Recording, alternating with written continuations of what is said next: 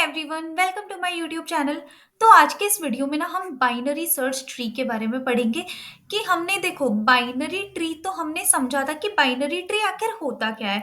तो देखो binary tree वो ट्री होता है जिसके हर नोड के ज्यादा से ज्यादा क्या होते हैं, दो ही चिल्ड्रन होते हैं, दो ही बच्चे होते हैं। ठीक है, या तो मतलब कितने हो सकते हैं, 0 बच्चे हो सकते हैं, या तो 1 हो सकते हैं, या 2 हो सकते हैं, पर 2 से ज्यादा नहीं होंगे। तो ये क्या पढ़ा था हमने, बाइनरी ट्री पढ़ा था। आज हम बात करेंगे बाइनरी सर्च ट्री की।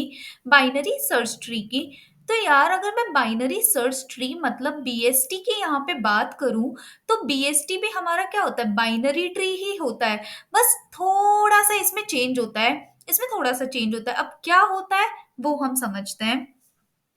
तो binary search tree is a node based binary tree data structure which has following properties. अब बाइनरी सर्च ट्री की ना कुछ प्रॉपर्टीज होती है, तो हम लोग इस डेफिनेशन को यहाँ पे या फिर इन प्रॉपर्टीज को देखने से पहले ना हम एक बार ये जो ट्री मैंने यहाँ पे तुम्हें दे रखा है, इससे मैं तुम्हें समझाने की कोशिश करती हूँ। देखो, ये नोड कौन सी है, ये हमारी क्या है, रूट नोड है। बिल्कुल।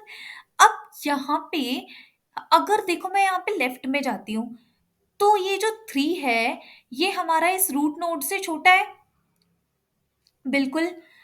फिर मैं और लेफ्ट में जाती हूँ, तो ये जो 1 है ये हमारा इस पेरेंट नोड से, इस पेरेंट नोड से छोटा है। ठीक है, सही बात है।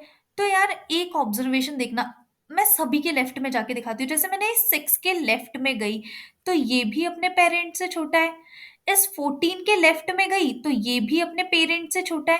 तो यार एक बात तो है कि जो लेफ्ट सब ट्री होगा नोड का, the left subtree of a node contains only nodes with keys less than nodes की, मतलब लेफ्ट चाइल्ड हमेशा अपने पेरेंट से छोटा होगा, हमेशा अपने पेरेंट से छोटा होगा।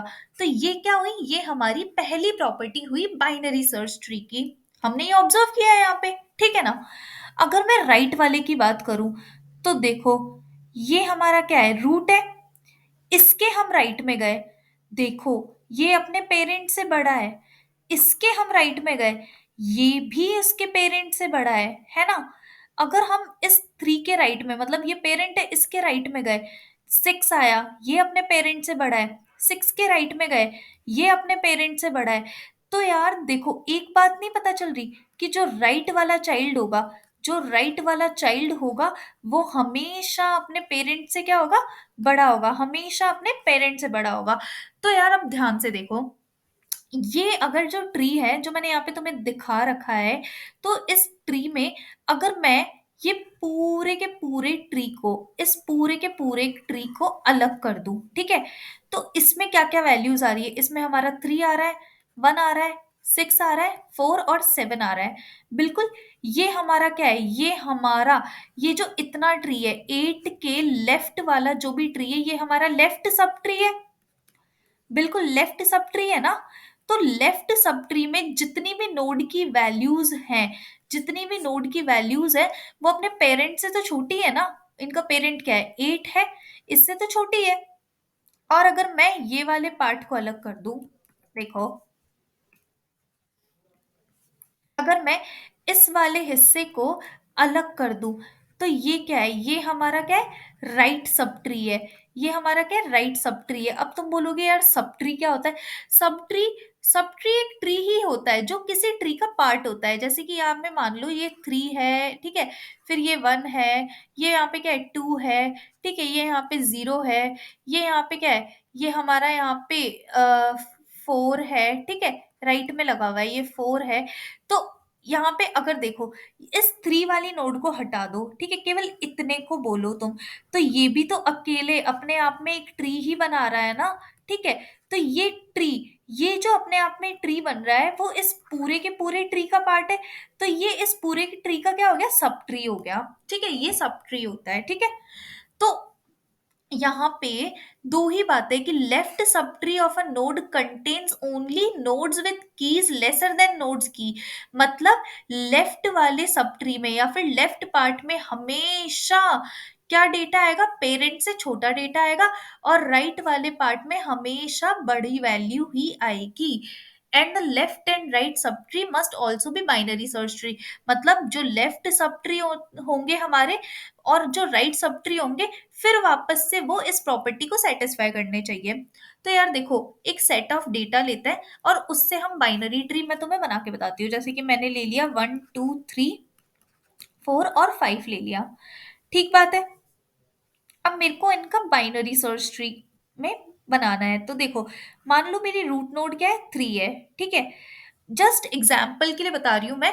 अब देखो, इस 3 के लेफ्ट में हमारा क्या आ सकता है, इस 3 के लेफ्ट में हमारा 3 से छोटा आ सकता है। तो मान लो मैं यहाँ पे एक काम करती हूँ, एग्जाम्पल के लिए 2 रखवा देती हूँ। बिल्कुल सही बात है। अब इस 2 के लेफ्ट में, इस 2 के लेफ्ट में चलो मैं यहाँ पे क्या रखवा देती हूँ, चलो मैं 2 के लेफ्ट में तो नहीं, मैं ना इस 2 के राइट में रखवा देती हूँ। इस 2 के राइट में मैं हाँ, 2 के राइट में भी नहीं रखवा सकती, क्योंकि देखो अगर मैंने 2 के राइट में, यहाँ पे 2 है, इसके राइट में मैंने 4 तो रखवा दिया। ये तो बात समझ में आती है। पर देखो, जब मैं यहाँ पे खड़ी हूँ, मैं कहाँ पे खड़ी हूँ, यहाँ पे खड़ी हूँ, और जब मैं इस पूरे के पूरे ट्री को देख रही हूँ, तो ये पूरा का पूरा ट्री कहाँ पे, इस 3 के कहाँ पे एग्जिस्ट करता है, लेफ्ट में एग्जिस्ट करता है। और हमें पता है कि बाइनरी सर्च ट्री क्या कहता है, कि लेफ्ट सब ट्री में सारी वैल्यूज छोटी होनी चाहिए। तो क्या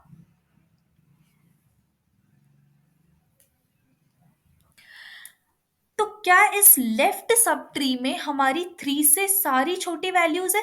बिल्कुल नहीं है। तो ये क्या है, ये हमारा एक बाइनरी सर्च ट्री नहीं है, एक हमारा बाइनरी सर्च ट्री नहीं है। ठीक है ना। तो अब तुम्हें क्लियर हो रहा होगा कि बाइनरी सर्च ट्री आखिर होता क्या है। अब देखो, मैंने 3 लिया यहाँ पे। ठीक है, मैंने 3 के लेफ्ट में मान लो 1 लगा दिया, और 1 के राइट में मैंने 2 लगा दिया। क्या मैं इसे बीएसटी कह सकती हूँ? बिल्कुल, मैं इसे बीएसटी कह सकती हूँ, क्योंकि 3 के लेफ्ट में सारी उससे छोटी वैल्यूज है, और 1 के राइट में सारी उससे बड़ी वैल्यू है। ठीक बात है। अब देखो, यहाँ पे मैं क्या लगा देती हूँ, यहाँ पे मैंने 4 लगा दिया, और यहाँ पे मैंने 5 लगा दिया। अभी भी ये बीएसटी की प्रॉपर्टी को सेटिस्फाई कर रहा है, क्योंकि 3 के राइट में सारी उससे बड़ी वैल्यूज है, और 4 के राइट में सारी उससे बड़ी वैल्यू है। तो ये क्या है, ये हमारा एक बाइनरी सर्च ट्री है। अब तुम बोलोगे कि यार बाइनरी ट्री था, तो हमें बाइनरी सर्च ट्री की क्यों जरूरत महसूस हुई? तो यार देखो, ये हमारा क्या है, हमारा एक बीएसटी है। अब मान लो मैं इसमें है ना तुम्हें बोल दूं कि तुम्हें ना वन वैल्यू को क्या करना है, इस बीएसटी में सर्च करना है। तो यार देखो, अगर ये नॉर्मल बाइनरी ट्री होता, तो तुम्हें थोड़ी पता होता कि लेफ्ट में सारे छोटी वैल्यूज होती है, और राइट में सारी क्या होती है, बड़ी वैल्यूज होती है। नॉर्मल बाइनरी ट्री में तो ये प्रॉपर्टी होती ही नहीं है। पर क्योंकि ये बीएसटी है, तो तुम हर वैल्यू को कंपेयर करा के एक ही हिस्से में सर्चिंग करोगे, बाकी को अवॉइड करोगे। जैसे कि यहाँ पे 1 आया हमारे पास में, तो 1 हमारा 8 से छोटा होता है, तो हमें पता है छोटी वैल्यूज कहाँ पे रखी होती है, हमारे लेफ्ट सब ट्री में। तो हमने इस राइट वाले पार्ट को रिजेक्ट कर दिया। तो इसलिए बाइनरी सर्च ट्री हमारे जो ऑपरेशंस है, उनको और जल्दी करने में हमारी हेल्प करता है, इसलिए हम बाइनरी सर्च ट्री का यूज करते हैं। यहाँ पे डुप्लीकेट्स नहीं आते हैं। ठीक है, यहाँ पे लेफ्ट सब ट्री में छोटी वैल्यूज होती है, राइट में बड़ी वैल्यूज होती है। तो ये सारी बातें थी हमारी बाइनरी सर्च ट्री के बारे में। अगर तुम्हें ये वीडियो समझ में आई हो, पसंद आई हो, तुम्हें बाइनरी सर्च ट्री समझ में आया हो, तो प्लीज इस वीडियो को लाइक करो, शेयर करो, और चैनल को सब्सक्राइब करो। Thank you so much.